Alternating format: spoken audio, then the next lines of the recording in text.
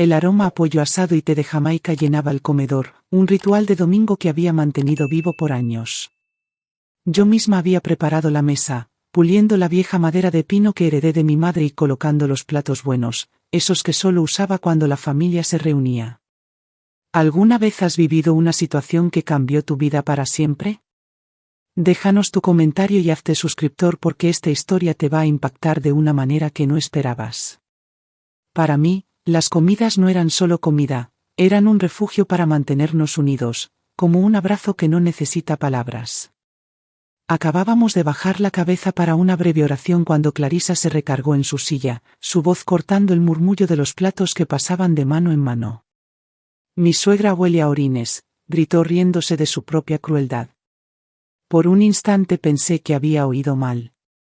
Entonces Daniela soltó una carcajada tan fuerte que casi se le cae el tenedor. Tomás imitó la risa de su hermana y hasta Javier, mi único hijo, bajó la mirada, pero no pudo ocultar la mueca que se le escapó en la comisura de la boca. El comedor estalló en risas, excepto por mí. Me quedé helada apretando la servilleta con fuerza, sintiendo un calor que me subía por el cuello. La vergüenza no llega como tormenta, se filtra poco a poco, llenando cada rincón del cuerpo hasta que te sientes más pequeña que la silla en la que estás sentada. Los oídos me zumbaban, la garganta se me cerró y lo único que pude hacer fue clavar la mirada en mi plato mientras mi familia, mi propia sangre, me convertía en el chiste de la noche. Nadie le dijo a Clarisa que parara. Nadie me defendió. Cuando las risas se apagaron, solo se escuchó el roce de los tenedores contra los platos y la charla casual sobre el proyecto de ciencias de Daniela.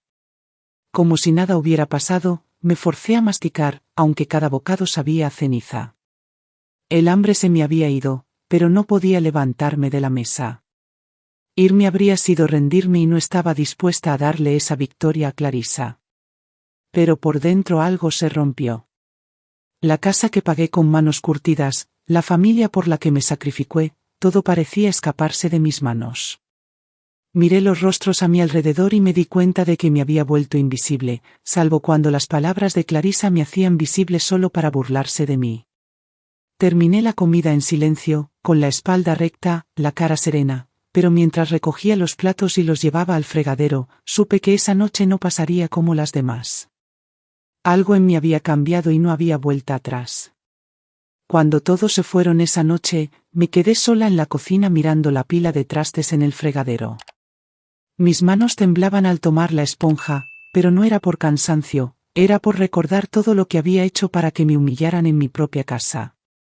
Tenía 28 años cuando mi esposo, Esteban, murió en un accidente en la fábrica textil en 1986. En un momento estaba doblando ropa y al siguiente estaba en la sala de descanso de la fábrica, sosteniendo la manita de Javier, mientras el capataz balbuceaba palabras sobre maquinaria y vigas aplastadas. La vida tiene esa forma de derrumbarse sin avisar. Desde ese día fuimos solo yo y mi pequeño. Trabajé en la fábrica de día, cosiendo hasta que los dedos se me llenaban de ampollas, y por las noches limpiaba oficinas en el centro de Mérida. Dormir era un lujo que rara vez probaba. Cada peso que ganaba iba a mantener a Javier alimentado, vestido y seguro. En 1992, después de años de ahorrar, firmé la escritura de esta casa. No era gran cosa, una casita de ladrillo en una calle tranquila de la colonia Jardines, pero era mía. Pagué cada mensualidad religiosamente hasta que en 2005 el saldo quedó en ceros.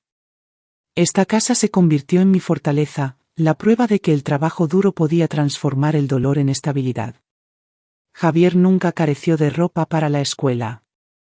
Nunca se perdió una excursión. Nunca sintió la falta del sueldo de su padre. Le di todo, a veces a costa de mí misma.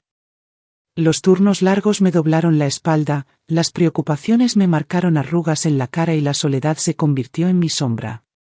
Todo fue por él, por esta familia, por las risas que ahora me cortaban en mi propia mesa. ¿Cuánto puede dar una mujer antes de desvanecerse? Las risas de esa cena de domingo nunca se fueron de la casa. Se quedaron atrapadas en las esquinas, resonaban en mi cabeza, reaparecían en susurros cuando pensaban que no los oía. La voz de Clarisa era la más filosa, pero lo que más dolía era escuchar a Javier imitar su tono. El mismo hijo por el que me desangré para criarlo. Ellos se habían mudado conmigo después de que Javier perdió su trabajo en Cancún. No dudé en abrirles la puerta, no cuando tenía espacio y una pensión que podía estirarse un poco más. Me dije que era temporal, solo hasta que se pusieran de pie, pero lo temporal se volvió permanente y las habitaciones que cuidé con tanto esmero durante décadas dejaron de sentirse mías. Una tarde, escuché a Clarisa hablando bajo, pero no lo suficiente. Deberíamos buscarle un lugar, algo más adecuado para su edad, dijo. Javier no discutió, solo gruñó como si la idea también fuera suya. Incluso los niños aprendieron su veneno. Daniela imitaba las palabras de Clarisa sobre que yo era lenta. Tomás, apenas saliendo de la infancia, se reía cuando Clarisa bromeaba que el olor a naftalina era mi perfume característico. No nacieron crueles, lo estaban aprendiendo en la mesa, en la sala, de la mujer que eligió su padre. Seguí con mis quehaceres en silencio, doblando ropa, cuidando el jardín, pagando las cuentas. Mi cuerpo se movía por la casa, pero me sentía menos su dueña y más como una sombra, una sirvienta que flotaba de cuarto en cuarto. Nunca preguntaron cómo estaba. Nunca se preguntaron si necesitaba ayuda. Nunca se detuvieron a pensar que las luces sobre sus cabezas, el agua en sus vasos y la comida en sus platos existían por mí. Yo construí esta casa ladrillo por ladrillo, sacrificio por sacrificio, pero en sus ojos ya no era la base, era el peso que los arrastraba. ¿Qué pasa cuando la persona que sostiene a una familia es confundida con su carga? La casa estaba en silencio cuando me encontré frente al fregadero de la cocina, mucho después de que todos se habían ido a dormir. El zumbido suave del refrigerador llenaba el aire y la luz de la luna entraba por la ventana, trazando líneas pálidas en la encimera. Mis manos apretaron el borde del fregadero hasta que los nudillos se me pusieron blancos, como si aferrarme pudiera evitar que colapsara bajo el peso de todo. Por años tragué mi orgullo. Me dije que la paciencia era fuerza, que soportar era amor. Trabajé hasta que el cuerpo me dolía. Dijo hasta que no quedó más que una cáscara vacía que se movía por los días sin ser vista. Pero esa noche el eco de sus risas me quemaba los oídos y los años que había enterrado bajo quehaceres y sacrificios arañaron su camino hacia la superficie. Las lágrimas llegaron de repente, cayendo por mis mejillas y goteando en el fregadero. Lloré por Esteban, que se fue demasiado pronto. Lloré por Javier, el niño al que protegí del hambre y la vergüenza, ahora convertido en un hombre que dejaba que su esposa me tratara como menos que humana. Lloré por mí, por la mujer que alguna vez estuvo orgullosa, que creyó que su vida de sacrificio sería honrada, no burlada. Cuando los sollozos se calmaron, algo en mí cambió. No era solo enojo, aunque el enojo estaba ahí, era claridad nítida e innegable. No era un fantasma, no era una sirvienta, no era el objeto de burla de Clarisa, era Rosario, una mujer que construyó su vida con sus propias manos y no seguiría invisible por más tiempo. Me enderecé secándome la cara y sentí una firmeza que no había conocido en años. Cuando el silencio muere, algo despierta dentro de ti. A la mañana siguiente, me moví por la casa como si nada hubiera cambiado. Preparé el desayuno, hice el lunch de Daniela para la escuela y asentí mientras Clarisa navegaba en su celular en la mesa de la cocina. Pero por dentro, la decisión ya había echado raíces. No viviría un día más como su sombra. Cuando se fueron, fui a mi cuarto y abrí el baúl de cedro al pie de mi cama. Dentro, envueltos en sobres viejos y carpetas de Manila, estaban los pedazos de mi vida que nunca se molestaron en conocer. La escritura de la casa sellada y firmada en 2005 cuando hice el último pago. Los estados de mi pensión de la fábrica, cuidadosamente apilados. Registros bancarios que mostraban los ahorros que reuní peso a peso. Pensaban en mí como una carga, pero todo lo que disfrutaban, cada comida, cada luz, cada gota de agua, estaba construido sobre la fuerza de lo que yo había ganado. Esta casa no era de Javier, y mucho menos de Clarisa, era mía. Lo habían olvidado o tal vez nunca se molestaron en saberlo.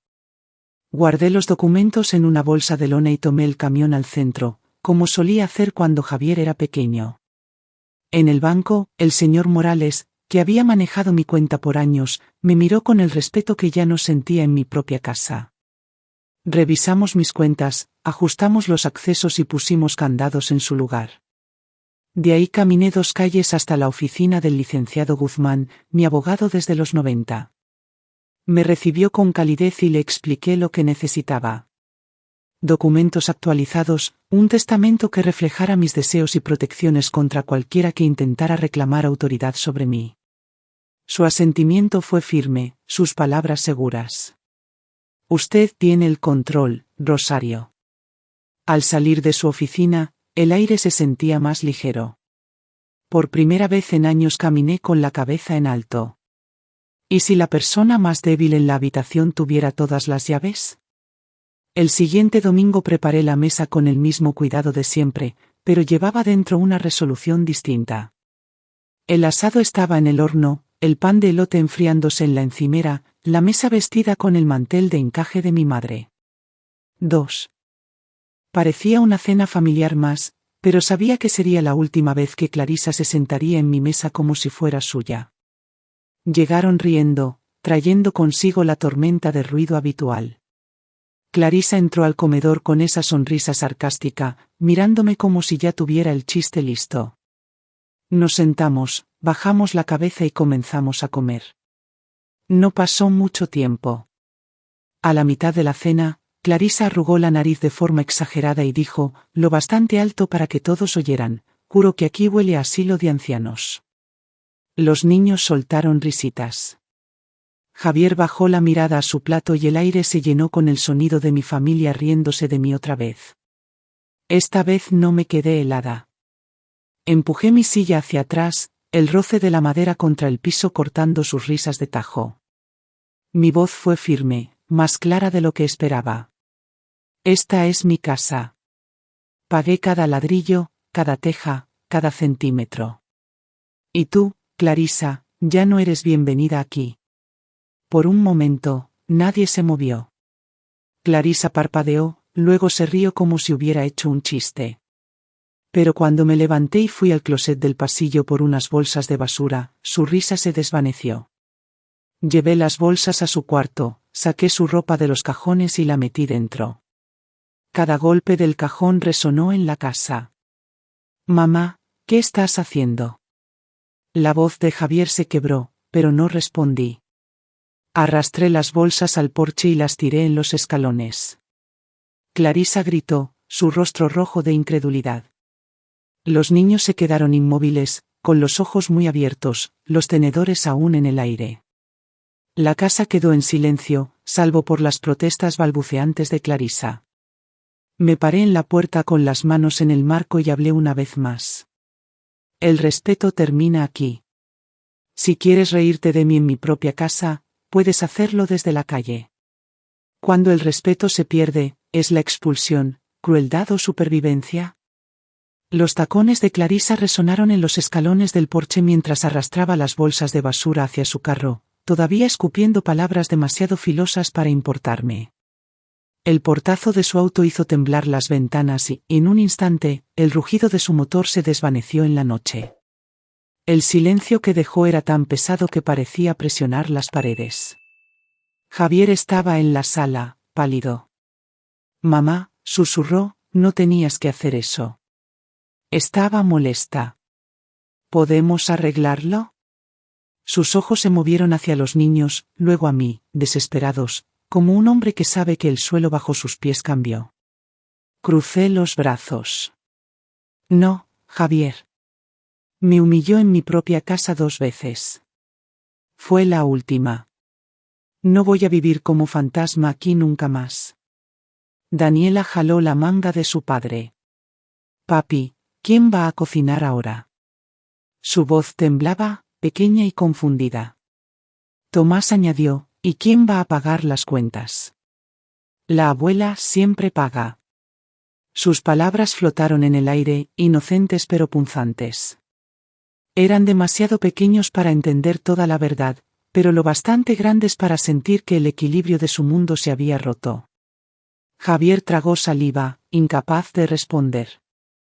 Durante años permitió que Clarisa manejara la casa con su lengua y yo con mi trabajo, sin cuestionar quién mantenía las luces encendidas o la despensa llena. Ahora, por primera vez, los niños decían en voz alta lo que él había enterrado. Yo había sido la que sostenía todo. No alcé la voz. No lo necesitaba. La comida que comen, el techo sobre sus cabezas, las cuentas que llegan cada mes, todo ha sido por mí. Y ahora, Javier, es hora de que les expliques a tus hijos qué pasa cuando das por sentado a la persona que te sostiene. Cuando la red de seguridad desaparece, ¿qué tan rápido comienza la caída? La mañana siguiente desperté antes del amanecer, como siempre, pero esta vez el aire se sentía diferente. En lugar de ir a la cocina a cocinar para todos, me senté en la mesa con una taza de café y una pila de papeles que había reunido del banco y del abogado. Para cuando el reloj marcó las 9, estaba al teléfono, cerrando con calma las puertas por las que Clarisa se había colado tanto tiempo. Su acceso a mis cuentas fue revocado. Los pagos automáticos ligados a mi pensión se detuvieron. Las cuentas de la casa que siempre manejé en silencio ya no drenarían mis ahorros. Esa tarde regresé a la oficina del licenciado Guzmán. Juntos finalizamos un nuevo testamento, uno que ya no ponía a Javier y Clarisa en el centro. Mis bienes ahora se distribuirían de manera diferente, hacia causas y personas que valoraran la dignidad, no el privilegio. Firmar esos papeles fue como quitarme una piel que había llevado demasiado tiempo. En los días siguientes comencé a construir una vida que me pertenecía. Arranqué la maleza del jardín y planté jitomates, algo que siempre quise pero nunca tuve tiempo de hacer. Leí en el porche hasta que la luz se desvanecía, perdiéndome en historias que no me pedían nada.